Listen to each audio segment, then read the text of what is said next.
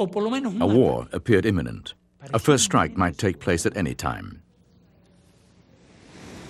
I said to myself, if Cuba is in such an unfortunate war, we will disappear from the map.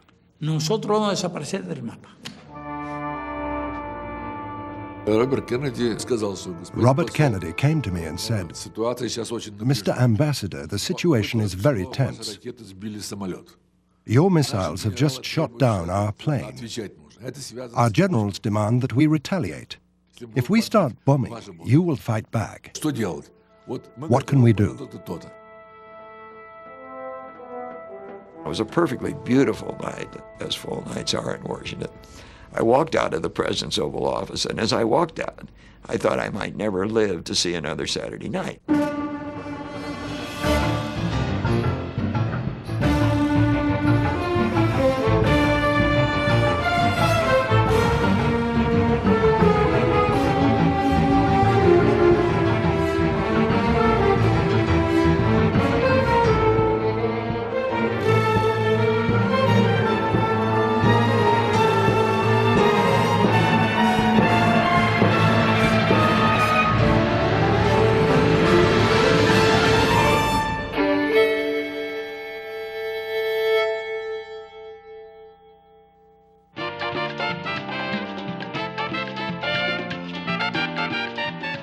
Throughout the 1940s and 50s, the Caribbean island of Cuba had been America's playground. Beaches, booze, and casinos. Havana had it all.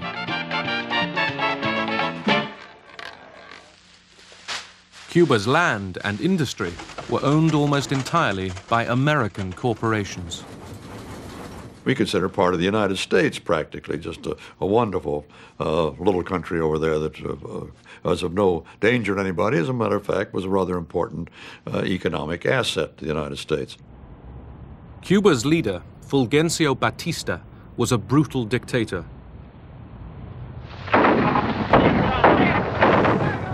His people were turning against him. After years of guerrilla fighting in the mountains, a charismatic 33-year-old lawyer, Fidel Castro, entered Havana on the 8th of January 1959.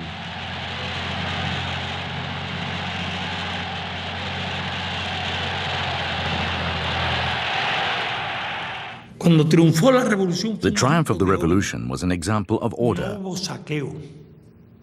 There was no looting. No one was dragged along the streets. There were no murders, no crimes. There was perfect order. In this perfect order, over 500 members of the former regime were accused of crimes against the people, tried and executed.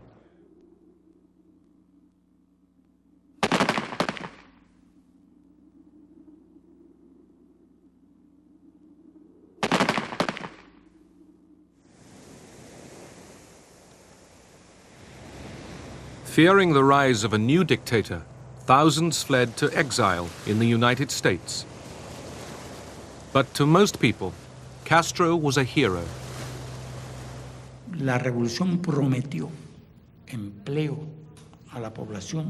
The revolution promised to provide jobs for the people.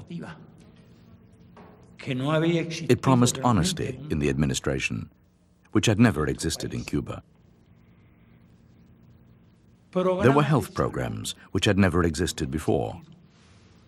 Education programs which had never existed before.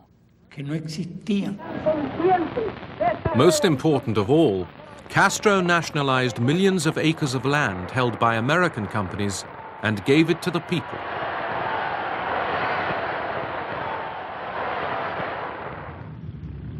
Eager to tell the world of his revolution, Castro flew to New York to speak at the United Nations.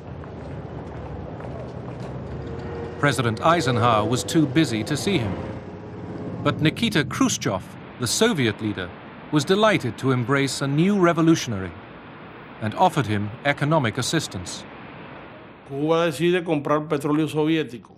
Cuba decided to buy oil from the Soviet Union, which would be cheaper.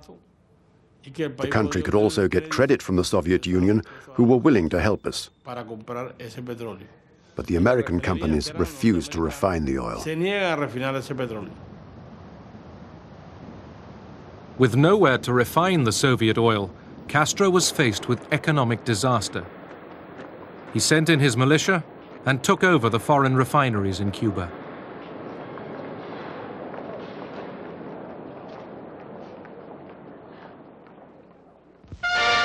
America's retaliation was swift. At his White House press conference, President Eisenhower announces that Cuba's assigned share of the United States sugar market has been cut by 95% in reply to what I call Fidel Castro's deliberate policy of hostility. As tension mounted, Castro nationalized a further $1 billion worth of American investments. An irate President Eisenhower declared a complete trade embargo and ordered the CIA to recruit Cuban exiles. They would be trained to destroy Castro's regime. Government agencies of the United States began training people to bomb Cuba and to burn the sugarcane fields. They used small planes with incendiary devices to set fire to the fields. It was very serious. This was the only wealth we had.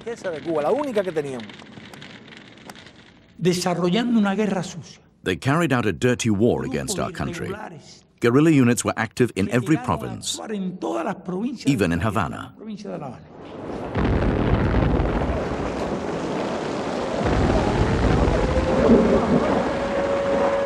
Over 100 people died when La Cubra, a freighter unloading arms and ammunition from Belgium, exploded in Havana harbor.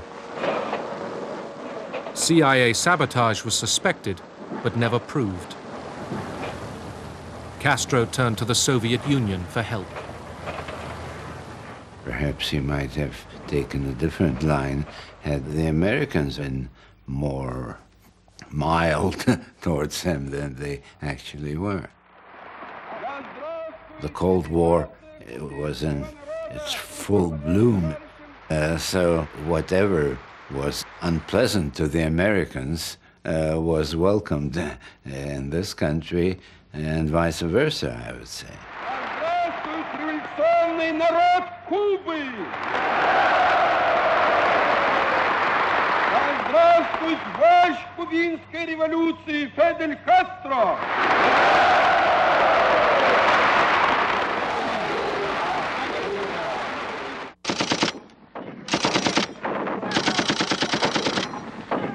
At a secret base in the Guatemalan jungle, American CIA agents had been training Cuban exiles to invade Cuba. This, they thought, would be the impetus for the Cuban people to rise up and overthrow Castro. The plan was presented to the new president, John F. Kennedy. Kennedy felt that a plan that he had inherited, under which a band of Cuban exiles were to liberate their own country, was one he could hardly turn his back on. Surely the United States should help get rid of a communist dictatorship in our hemisphere. The CIA badly misled the new president, promising him an easy victory and an end to the Cuban problem. Kennedy agreed to the invasion, but demanded crucial changes to hide America's involvement. Just 3 days before the planned invasion, Kennedy denied any possibility of American intervention. There will not be, under any conditions, be an intervention in Cuba by United States Armed Forces. And this government will do everything it possibly can, and I think it can meet its responsibilities to make sure that there are no Americans involved in any actions inside Cuba. As Kennedy spoke, the invasion force was gathering. An advance wave of American bombers planned to destroy Castro's air force on the ground. The president, worried that this might reveal Washington's role, ordered the operation scaled down. On April the 15th, 1961, just 6 American bombers, disguised in the colors of the Cuban Air Force, took off from Nicaragua for a crucial attack on Cuban airfields.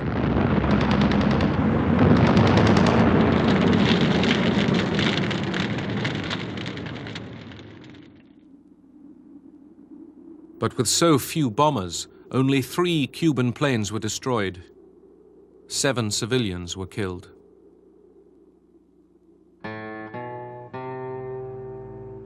As they buried those who had died, Castro, seeking Soviet support, finally declared that the revolution was socialist.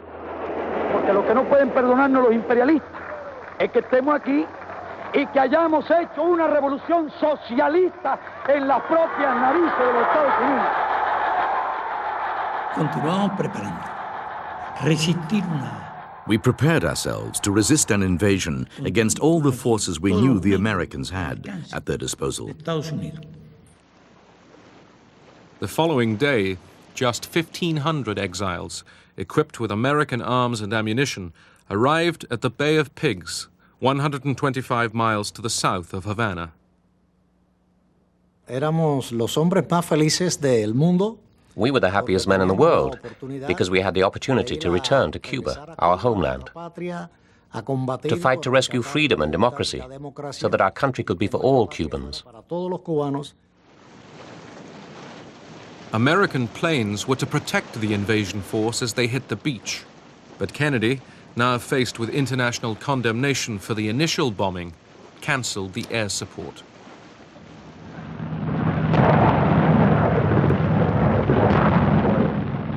Castro's remaining air force quickly destroyed the ships carrying vital ammunition supplies. Mistakenly believing that this was a full-scale American invasion, Cuba mobilized all its forces. Los peores momentos eran los iniciales, cuando teníamos poca información. The worst moments were at the beginning.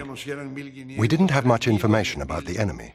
We didn't know if they were 1,000, 3,000 or 10,000. We didn't know what types of weapons they might have. We didn't know if this was a total invasion. Si podía provocarse una invasión.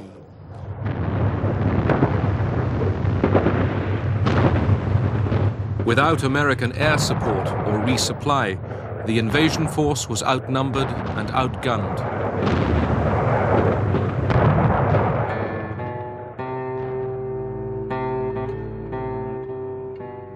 Within 72 hours, the invaders were either captured or dead. Yo no me di cuenta de que esta misión ya estaba resultando imposible. I did not realize that the mission was impossible until the last day, almost at the end. We trusted in our allies. We never thought they would forsake us or abandon us. We didn't think that they could betray the commitment they had with us.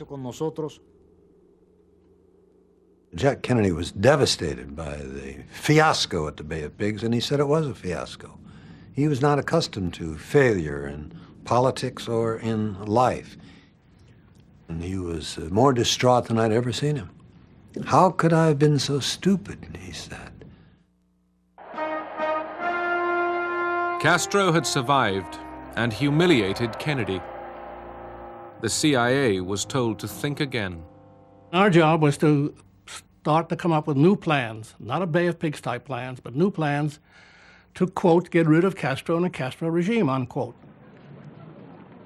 Everything was suggested, from assassination to spraying LSD into a television studio to make it seem as if Fidel had gone mad. Whatever they tried, Castro took in his stride. More secure within his own country, he sought to export revolution to the rest of Latin America. Alarmed by this prospect, America kept up the pressure on Castro. In the spring of 1962, a practice invasion of a Caribbean island was mounted by 40,000 American Marines. We did that purposely to make Castro pay more attention to that than causing trouble in Latin and Central America. But the Cubans and the Russians, they told us later, believed that the United States really did intend to attack Cuba, and therefore Castro kept saying, I need some help. Castro's pleas inspired the Soviet leader Khrushchev to make a daring offer. He had boasted to the world of Russia's nuclear strength, but in reality, he knew just how limited his long-range missile force really was. But he did have medium-range nuclear missiles. From the territory of the Soviet Union, they couldn't possibly reach the territory of the USA. But deployed on Cuba, they would become strategic nuclear weapons. That meant, in practical terms, we had a chance to narrow the differences between our forces.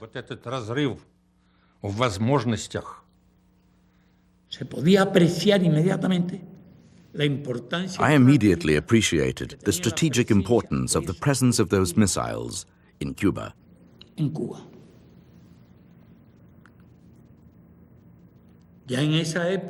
By that time, the Americans had already transported similar missiles to Turkey.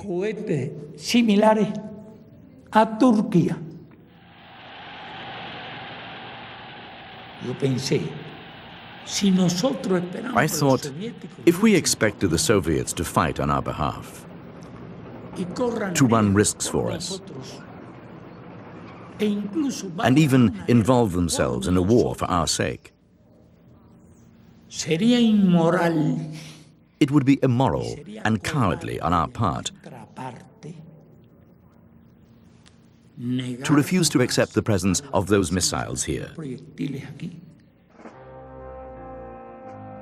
In July 1962, under the nose of the Americans, the first of 150 Soviet ships, loaded with heavily disguised nuclear missiles and over 40,000 troops, sailed for Cuba.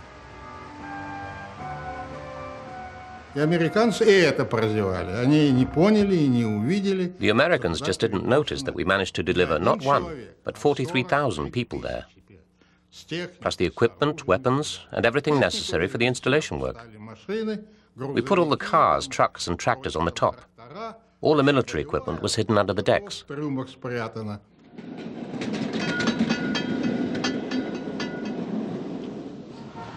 CIA agents in Cuba reported that Russian troops and missile trailers had been seen in the streets of Havana. Washington dismissed the reports as rumor. I saw those weird weapons, and then I said to my friend Pablo, Pablo, how powerful are these weird weapons? And he answered, these are nuclear missiles. So I thought, oh, really powerful. They just put them here, out in the open. But the CIA had noticed the increase in Soviet ships heading for Cuba. On October the 14th, a U-2 spy plane was ordered to fly across the island to try to discover what was going on.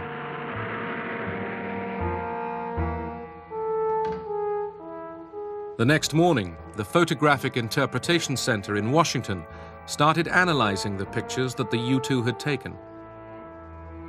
We're looking at the photography, and we spot objects that are foreign to the environment. And we kept looking, and we said, this is an SS-4 ballistic missile site. So working with the photo interpreters, we became convinced that this was it.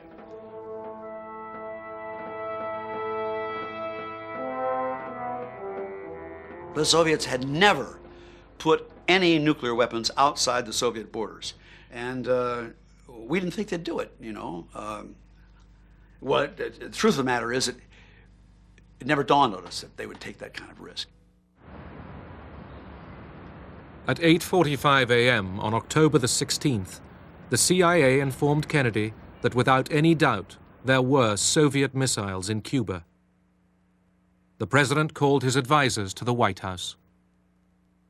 We didn't spend a great deal of time wondering why the Soviets were doing this, because why they had done it, for whatever reason they had done it in a surreptitious way, lying to the United States through a variety of messages and messengers that they were only putting defensive weapons into Cuba, and those weapons constituted a clear and present danger to our security.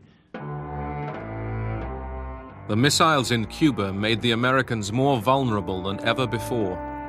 The Russians were so close they could strike without warning. The first strike would have knocked out all the American air bases, bomber bases, all the American missile bases, and all American cities except Seattle, which was out of their range. But Washington, D.C., New York City, Dallas would have all gone under the hammer. We talked about the possibility of an airstrike, which was at one time or another almost everybody's first choice upon first thought, to knock out the missiles. We talked about an invasion of Cuba, which was always the preferred choice of the right wing, go in and take Cuba away from Castro and rid the island of communism while at the same time getting rid of these missiles. A diplomatic approach, either bilaterally or through the United Nations.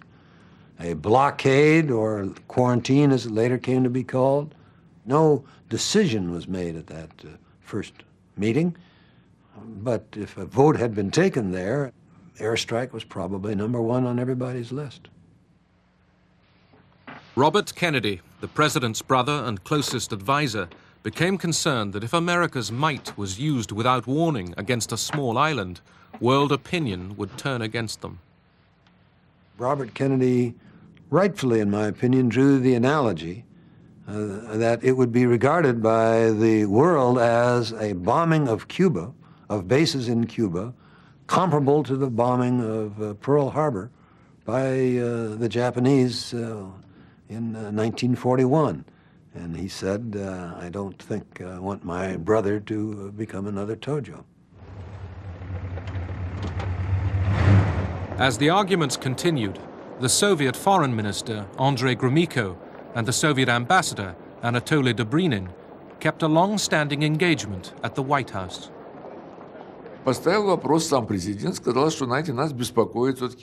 president raised the question of the increasing tension between our two countries in connection with the Soviet deliveries of weapons. The president said, "We're worried about it because it's connected with our own safety and security."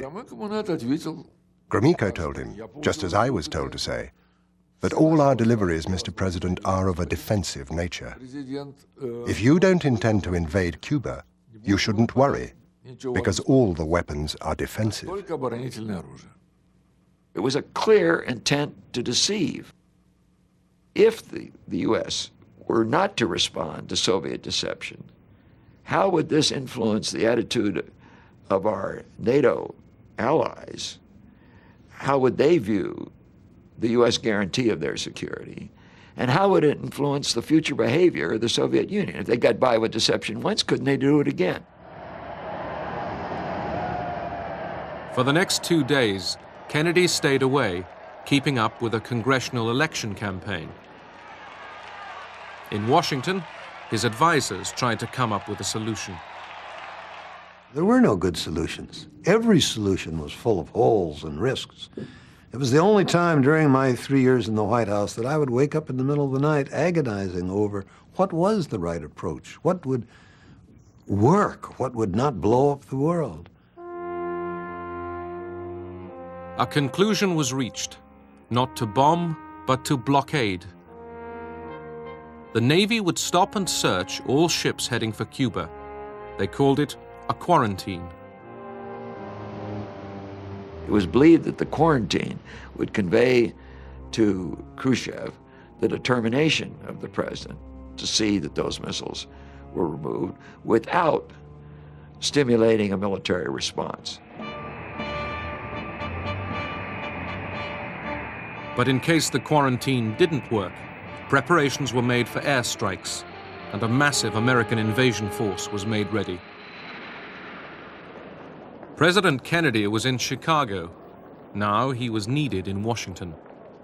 The press were growing suspicious.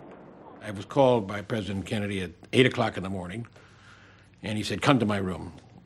And he still had his bathrobe on, and he said, "Here's something I'm writing for you. You're going to hold a press conference to announce it." The assistant White House physician, Dr. George Berkeley, noticed that the president's voice was very husky. This morning, when he examined the president, he found the president had developed a slight temperature and that he was suffering from a minor upper respiratory ailment. The President therefore canceled his schedule for the rest of today and tomorrow and has returned to Washington and the White House. About halfway to Washington, I suddenly found myself alone with Kennedy in the front part of the airplane. I said, Mr. President, you're not sick. What the hell's going on? He said to me, you're going to find out as soon as you land in Washington, and then grab your balls. Good morning, everyone. An unusual flurry of top-secret military and diplomatic activity over the weekend has Washington guessing today that a major move in American foreign policy may be imminent. The speculation centers on the Caribbean and possible action against Cuba. That afternoon, the Soviet ambassador was called to an urgent meeting with Secretary of State Dean Rusk.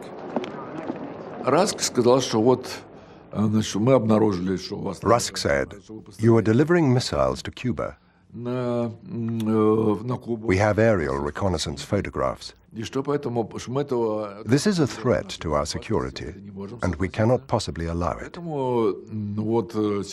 In 1 hour's time, at 7 p.m., the President will make a radio and television appeal to the American people, where he will describe the situation. At the same time, he wants you to pass the message on to Khrushchev."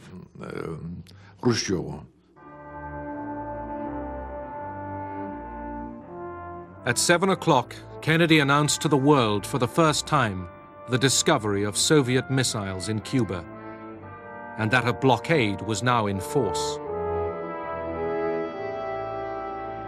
The purpose of these bases can be none other than to provide a nuclear strike capability against the Western Hemisphere. To halt this offensive buildup, a strict quarantine on all offensive military equipment under shipment to Cuba is being initiated. All ships of any kind bound for Cuba, from whatever nation or port, will, if found to contain cargoes of offensive weapons, be turned back. I call upon Chairman Khrushchev to halt and eliminate this clandestine, reckless, and provocative threat to world peace and to stable relations between our two nations. He has an opportunity now to move the world back from the abyss of destruction. The first response from Moscow came the next morning. Khrushchev was not going to back down. Kennedy spoke about quarantine, and that sounded as something not very precise, perhaps not a blockade as it actually was. So the first reactions were pretty tough from the Soviet side. Denouncing the United States arms quarantine against Cuba as a step toward world thermonuclear war, the Soviet Union today ordered its armed forces into a state of combat readiness, and forces of the Warsaw Pact, the communist counterpart of the North Atlantic Treaty Organization, immediately followed suit. As the superpowers prepared for conflict, Cuba announced a combat alarm. Over 250,000 people stood by to repel an American invasion. We felt the danger. This was war. The country could be invaded at any time by the Americans. If they invaded our country, I was convinced it would create the grave risk of the U.S. taking the second step of carrying out a nuclear airstrike against the Soviet Union.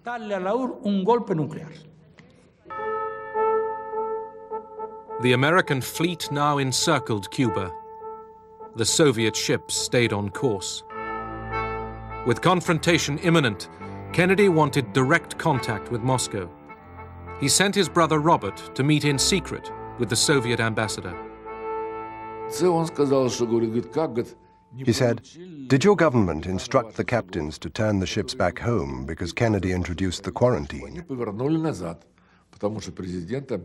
I said, "No. Our captains have no such orders. And as far as I'm aware, they are instructed to go on to Cuba."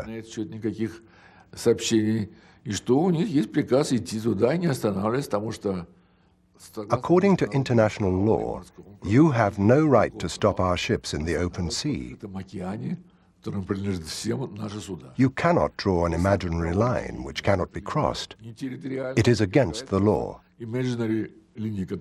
He replied, "Well then, I don't know where we are heading." The Pentagon says the United States is ready to sink every communist bloc ship headed for Cuba which refuses to stop and be searched under the blockade.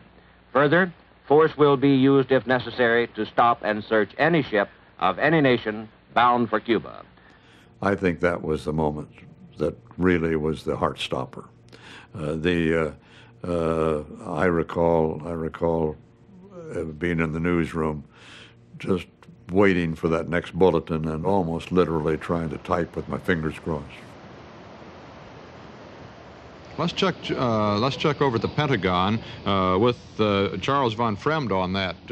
Chuck, is there any late information about the position of those Soviet ships or what might be happening to them? Walter, we haven't heard a word for several hours now as to when the confrontation between U.S. vessels and the Soviet ships will come about. Nerves were being stretched to breaking point. People tried to prepare for a possible nuclear holocaust. A wave of panic buying swept across America. We have a utility room where the furnaces are, and we were wondering whether we could make that into a bomb shelter of some form. We were learning for the first time the time that we would have after the explosion before the fumes, the killing fumes, killing heat and so forth would reach us. The Soviet leaders had tried to keep the crisis from their people, but the news was getting out. The people felt the breath of war and were tense. I remember my parents felt doomed. They understood that war would not be like it was before, that it would be a war with atomic bombs. This is a special report from CBS News. At its beginning, this day looked as though it might be one of armed conflict between Soviet vessels and American warships on the sea lanes leading to Cuba. But there has been no confrontation as far as we know, and some hope has been generated by suggestions of negotiation.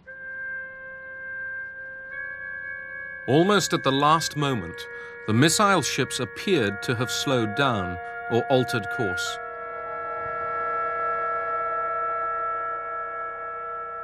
That evening, as Kennedy dined with friends at the White House, a toast was proposed to celebrate. Kennedy declined. The game, he said, was hardly over. At 9:24 p.m., the State Department received a letter from Khrushchev for the president. Khrushchev rejected all of Kennedy's demands. The missiles already in Cuba were being prepared for action.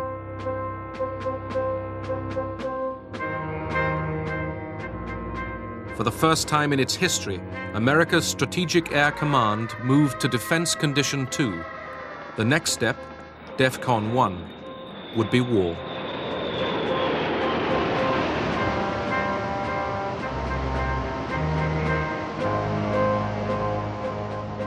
Just after dawn on the morning of the 25th, Kennedy ordered the interception of the Bucharest, a ship carrying Soviet oil. He knew there was no possibility of an oil tanker carrying missiles, but it was a signal to Khrushchev that he was deadly serious.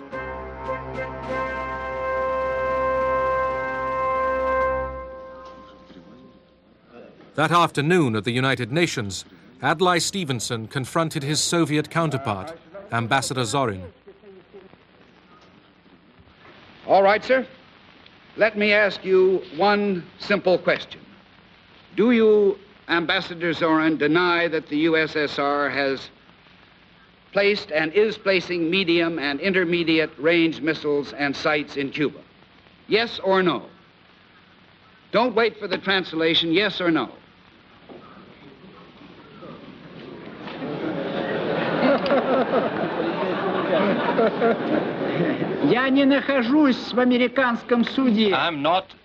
I am not in an American courtroom, sir, and therefore I do not wish to answer a question that is put to me in the fashion in which a prosecutor does. In due course, sir, you will have your reply. You're in the court of world opinion right now, and you can answer yes or no. You have denied that they exist. I want to know if I've understood you correctly.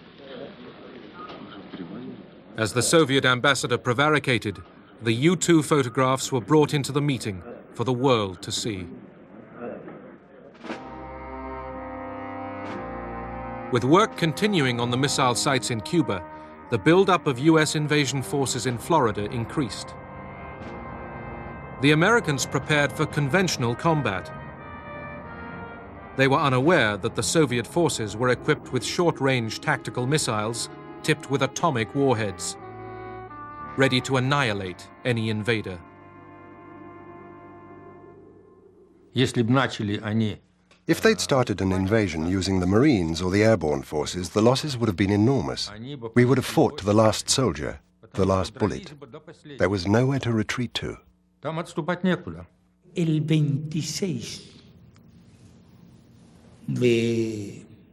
the 26th of October, at a meeting with the Soviet military commander,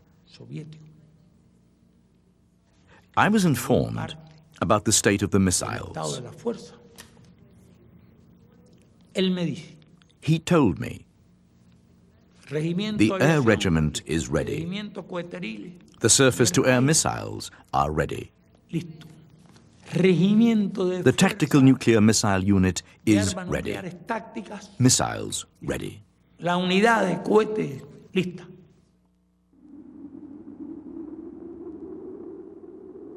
On October the 26th, with tension increasing, Kennedy received a telegram from Khrushchev. The most important paragraph in it is, Mr. President, Mr. Kennedy, you and I are like two men pulling on a rope with a knot in the middle. The harder we pull, the tighter the knot until it will have to be cut with a sword. Why don't we both let up the pressure and maybe we can untie the knot? Khrushchev went on to offer that if the United States declared that they wouldn't invade Cuba, the necessity of the presence of our military specialists in Cuba will disappear. At last, it looked as if cooler heads were prevailing. The next morning, everything changed. Khrushchev tried to push for a better deal. He demanded a trade, his missiles in Cuba for US missiles in Turkey. Khrushchev thought that if the withdrawal from Turkey could be incorporated in a general agreement between the two sides, that would look very good for the Soviet Union. Much even better than a simple decision by the United States not to attack Cuba. President Kennedy was prepared to take the American missiles out of Turkey. But they were part of America's contribution to NATO, and he could offer Khrushchev no promises. As Kennedy considered the options, he received news that the crisis had escalated again. In continued American reconnaissance, a U-2 spy plane overflew a Soviet anti-aircraft site in the east of Cuba. This time, the Soviet commander gave the order to launch a surface-to-air missile against it. The division commander, Lieutenant Colonel Gerchikov, was given the order to liquidate the target.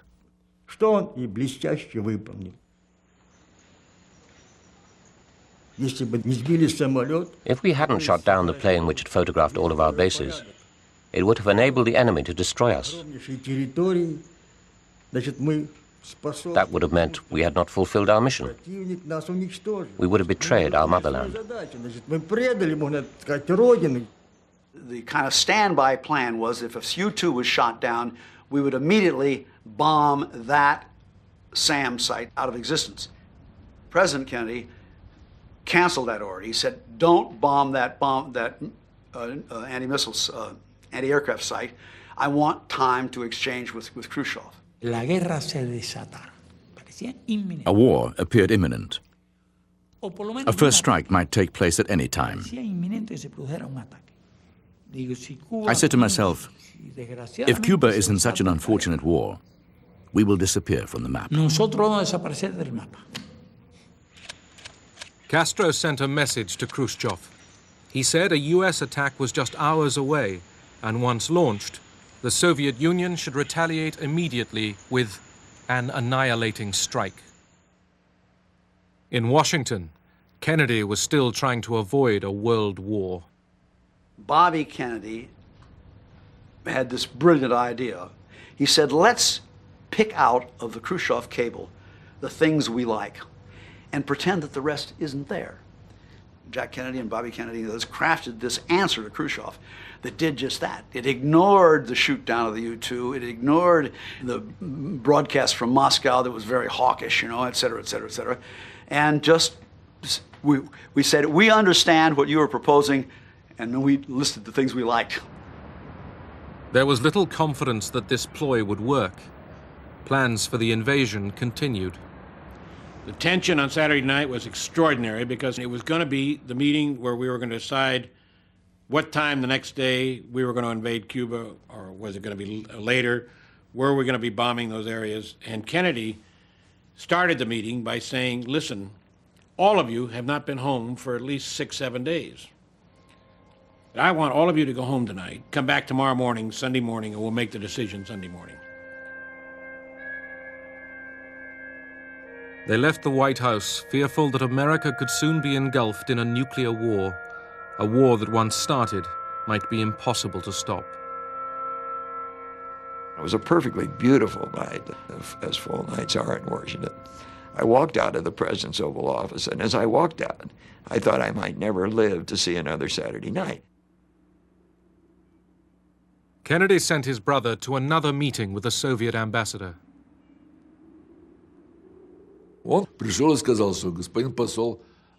He came to me and said, the situation is very tense. Your missiles have just shot down our plane. Our generals demand that we fight back. If we start bombing, you will start to fight back. What can we do? I said, what about Turkey? He thought for a while and said, you know, if that's the only condition which prevents us from striking a deal, then I'm authorized by the President to say that we agree to it. We could not take them out under threat. We could not take them out unilaterally because they were NATO bases. But he had our assurance that they would be gone, provided it was not done on a quid pro quo basis, and therefore the Russians could not talk about it. And that was, I would say, the last thing that led to the decision to accept Kennedy's terms, that he would be willing to guarantee that there would be no attack on Cuba, but that the Soviet Union should withdraw all offensive weapons from Cuba. Khrushchev, fearing that this might be the last chance to escape war, rushed a message accepting Kennedy's terms to Radio Moscow. It was broadcast to the world. The Soviet government has ordered the dismantling of weapons in Cuba, as well as their crating and return to the Soviet Union. Radio Moscow at 9 o'clock this morning. Mr. Khrushchev crating up his missiles and shipping them home. The first news I heard on Sunday morning when I woke up was this broadcast from Khrushchev over the open air that Soviet missiles were to be withdrawn under inspection and the crisis was over. I could hardly believe my ears. This is the day we have every reason to believe when the world came out from under the most terrible threat of nuclear holocaust since the end of World War II. Nosotros realmente nos sentimos indignados. We were irate. How did we learn about this? Through the radio, on the morning of the 28th. They broadcast that an agreement had been reached between the Soviet Union and the United States, that Kennedy was offering Khrushchev a guarantee. It really was a disgraceful agreement. It never crossed my mind they would do anything like this. The whole world was under the impression that Khrushchev had lost because he'd given in to the pressure of a strong president, that he'd taken everything out of Cuba but got nothing in return. No one knew about the agreement regarding the missiles in Turkey. If you ask who won or who lost, I'd say neither Kennedy nor Khrushchev.